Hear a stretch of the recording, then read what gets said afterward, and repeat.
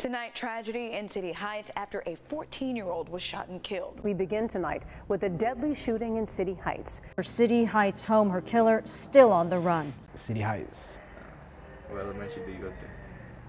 Did I go to? I went to Euclid Elementary. I grew up in a bummy house, so I grew up around a lot of roaches, a lot of deteriorated housing, one bedroom, low quality living environment. Desensitized me to growing up in that kind of place. So I think I'm more humble is how I would say it shaped me. I think it just reminds me that if I were ever to go above that point where I came from, and like I will always, I'm not gonna like feel uncomfortable with those kinds of things. Like you grow up around thug kids and like graffiti, broken down houses and stuff like that.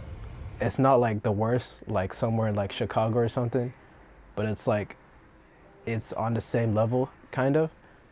And I guess you're like used to it starting 5th grade, and then once they get to middle school they really start to experiment with that life.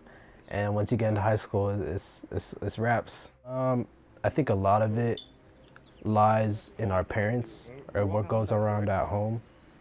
Like a lot of it, you're not really gonna sort through on your own. It's just kind of your upbringing in that kind of place, which is a lot of what it relies on. Teachers and what school you go to usually plays a big role. Like, the people you hang around, it's almost by chance, but most of the time, if you follow the right trajectory, once you get to an age where you start to think for yourself, usually around maybe 5th grade, and then that transition into middle school, that's really how you figure out your identity and how much of where you come from. Once you start to realize where you come from, how much of it affects you. Would you say us being together, we really kept each other in line, basically?